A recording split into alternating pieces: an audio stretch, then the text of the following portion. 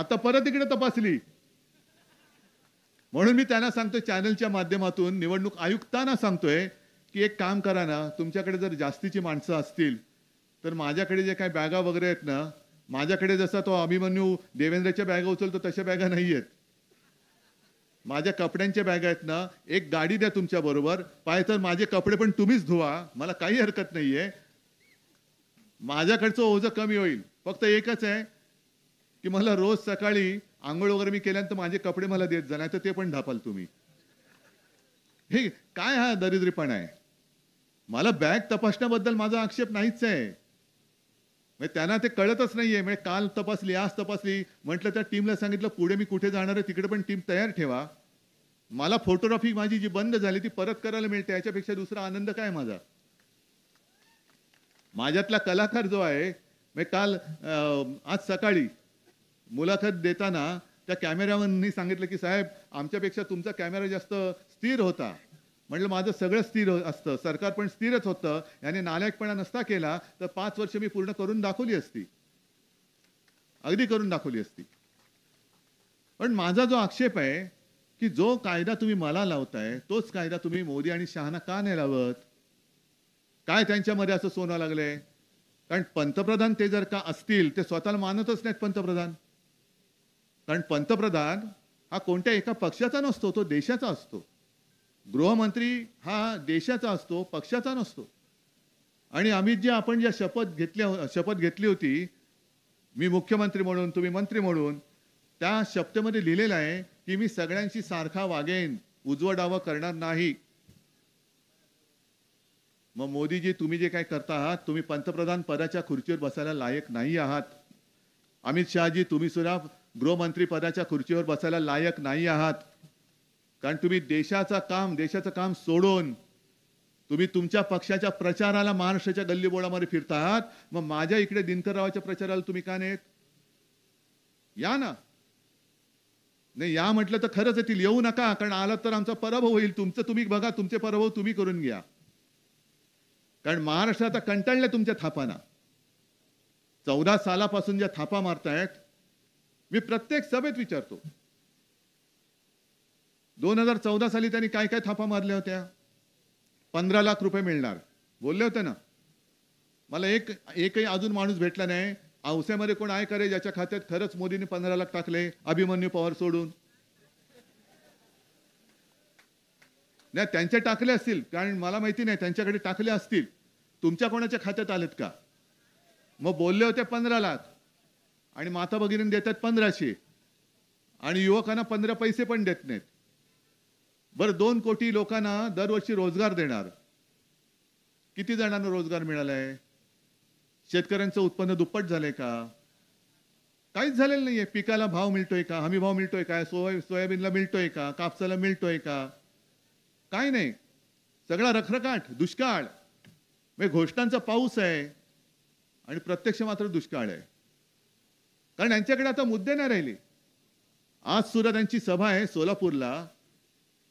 त्या सभेमध्ये मी मोदीजींना सांगतो की महाराष्ट्राच्या हिताबद्दल काहीतरी बोला. नुसतं दरवेळेला टायरे लावू नका उद्धव ठाकरे उद्धव ठाकरे. अरे उद्धव ठाकरेला तुम्ही संपवलात ना, मग अजून का घाबरता उद्धव ठाकरेला. का घाबरता. आणि मी जे म्हणतो माझा आक्षेप जो आहे तो याच गोष्टीवरती आहे की तुम्ही माझी बॅग तपासली हरकत नाही, पण आज मला आता सोलापूरला जायचंय, हेलिकॉप्टरने जायचं होतं. नाही, नो एंट्री. मोदींचं विमान उतरतंय. म्हणजे मोदी येताना तुम्ही बाकीच्या सगळ्या पक्षांना एअरपोर्ट बंद करतात. ज्या रस्त्याने जाणार त्या रस्त्यावरती नागरिकांना बंदी करता आहात. मग टिकोजीराव येणार और भाइयों बहनों, ही लोकशाही नाही मी मानायला तयार. ही लोकशाही असूच शकत नाही. जर माझी बॅग तपासली जात असेल तर मोदी शहांशी सुद्धा तपासली गेलीच पाहिजे. आणि माझी जशी तुम्ही येताना बॅग तपासता तशी मोदी शहांशी महाराष्ट्रातून जाताना बॅग तपासा. कारण महाराष्ट्राला लुटून घेऊन चाललेत. कुठे कळतंय ना तुम्हाला, बघतात ना तुम्ही. मग पुन्हा यांना मतदान करून आपण आपल्या चक्रव्यूहात अडकणार आहोत. मग भाजप असेल, मिंदे असेल, महायुतीला मत, मग मी असं जर का म्हटलं की महायुतीला मत म्हणजे गुजरातला मत, काय मी चुकीचं बोलतोय? काय चुकीचं बोलतोय? आता यांना तो जो काही पाना फुटलेला आहे, आम्ही शेतकऱ्यांना कर्जमुक्त करू. अरे आम्ही करून दाखवलं ना शेतकऱ्यांना, म्हणून तर लोक येतात माझ्याकडे.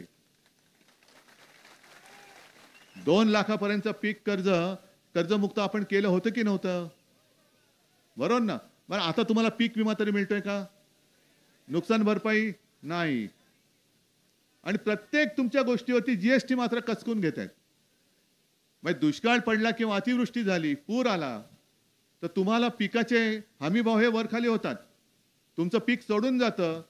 मग तुम्हाला पीक विम्याचे तुमचा उत्पन्न खर्च किती असो, ₹27 चा चेक, पीक विमा. झालं तुमचं घर भरभरून, आणखीन घराच्या छपरावरती सोनं चढलं, सोन्याची कौलं चढली. ₹27 चा चेक, ₹51 चा चेक, ₹123 चा चेक. बरोबर आहे ना? हा पीक विमा. आत्ता तुम्हाला कळतंय की महाराष्ट्रामध्ये शेतकरी नांदतायत. आणि अमितजी मला काल थोडंसं कळलं, कानावर आलं, अजून नक्की काय कन्फर्म झालेलं नाहीये. पण सोयाबीन पिकवणारा शेतकरी जो आज चिडलेला आहे, कापूस उत्पादक शेतकरी जो चिडलेला आहे, त्याला कुठेतरी असं भासवायचंय किंवा यांना एक जे म्हणतात ना फेक नरेटिव्ह म्हणजे खोटं कथानक, ते यांना असं करायचंय की काल एक मंत्रालयात का कुठे एक बैठक झाली मुख्य सचिवांच्या अध्यक्षतेखाली, असं मी ऐकलं. त्याच्यामध्ये सहकार सचिव पण होते, आणखीन काही होते, एक प्रसिद्धी प्रमुख पूर्वी होते ते पण होते. आणि आता असं भासवायचं की खरेदी वगैरे झालेली आहे, शेतकऱ्यांना भाव मिळालेला आहे, आता आनंदात सगळे आहेत, आनंदी आनंद चहूकडे, आम्ही आपले इकडे तिकडे. हे आता कदाचित ते जाहिरात किंवा बातमी देण्याची शक्यता आहे. कळेल 2-3 दिवसामध्ये. म्हटलं देऊच द्या. कारण अशी खोटी बातमी जर का दिली तर बातमी पेपरमध्ये येईल कदाचित, बातमी चॅनेलवरती दिसेल, पण शेतकऱ्याच्या कडे पडलेला सोयाबीनचा ढीग जो आहे ना, तो खरं बोलणार आहे. त्याच्या घरात पडलेला कापूस तो खरं बोलणार आहे. आणि हे केलं तर आणखीन शेतकरी चिडून उठणार आहे. या सगळ्या ज्या गोष्टी होत्या, जसं आता बहिणीला ₹1500 देत आहेत. मी तर म्हटलं, जर हे तिन्ही भाऊ, तुम्हाला मागे बोललो मी, एक कोण देवा भाऊ, एक दाढी भाऊ आणि तिसरा जॅकेट भाऊ, मग तिघही मिळून महाराष्ट्र खाऊ. म्हणजे तुम्ही साधा विचार करा की दिनकररावांनी इथल्या आमदाराचा सगळा तो भ्रष्टाचाराचा पाढा वाचला. 2.5 वर्षात एक अभिमन्यू नाही, त्याच्या गुणिले 40 अधिक अजित पवारांचे किती असतील ते, अधिक भाजपचे, एवढ्या सगळ्यांनी किती महाराष्ट्र लुटला असेल जरा तुम्ही हिशोब करून बघा. हा सगळा हिशोब केला तर किती प्रचंड लाखो कोटी रुपये होतील. आणि मिंदेने तर सगळं ताळतंत्र सोडूनच दिलेलं आहे. जाऊ तिथे खाऊ, हेच त्यांचं घोषवाक्य आहे. हेच त्यांचं घोषवाक्य. म्हणजे मुंबईमध्ये सुद्धा रस्त्याची कॉन्ट्रॅक्ट ही चढ्या दराने ही काढली त्यांनी. कारण का? कॉन्ट्रॅक्टरकडनं टक्केवारी पाहिजे. मग त्यांचं भांडं आपण फोडलं. 1-1.5 वर्षापूर्वी पंतप्रधान आले होते आणि मुंबईकरांना फसवण्यासाठी रस्त्याच्या कामाचा शुभारंभ केला. नारळ फोडले कचाकच. आणि काय काय कामं हे आपण केलेल्या कामावरती पुन्हा एकदा नारळ फोडून शुभारंभ केला त्यांनी. आणि आपण भांडं फोडलं की हे मूळ काम कितीचं होतं, आता किती हजार कोटीने वाढले. हे सगळे पैसे हे मिंद्यांच्या कॉन्ट्रॅक्टरच्या खिशामध्ये जात आहेत. आणि ही लढाई जी आहे, ही लढाई केवळ उद्धव ठाकरेंची, दिनकरराव मानेंची, अमित भैयाची अशी नाहीये. ही लढाई तुमची आहे, तुमच्या आयुष्याची आहे. तुम्ही ठरवलं पाहिजे की तुमचं आयुष्य, तुमच्या मुलाबाळांचं भवितव्य तुम्ही दरोडेखोरांच्या हातामध्ये देणार का निष्ठावंत छत्रपती शिवरायाच्या मावळ्याच्या हातामध्ये देणार. काय महाराष्ट्र काय म्हणून ओळखला जायला पाहिजे. शिवरायाचा स्वाभिमानी महाराष्ट्र म्हणून ओळखला जायला पाहिजे की अदानीचा लाचार महाराष्ट्र म्हणून ओळखला गेला पाहिजे, हे तुम्ही ठरवायचंय. हा महाराष्ट्र मोदी आणि शहाना दिल्लीत बसून हाकता येणार नाही. या महाराष्ट्राने अनेक वेळेला ज्या ज्या वेळेला संकट आले, अगदी यशवंतरावांपासून तिथपासून सुरुवात केली तरी, आणि अगदी स्वराज्य स्थापनेसाठी सुद्धा, स्वातंत्र्यासाठी सुद्धा महाराष्ट्राने एवढे क्रांतिकारक दिलेत. क्वचितच कधीतरी कोणीतरी दुसऱ्या राज्याने दिले असतील, नाही दिले असं माझं म्हणणं नाही. बंगालने दिले, उत्तर प्रदेश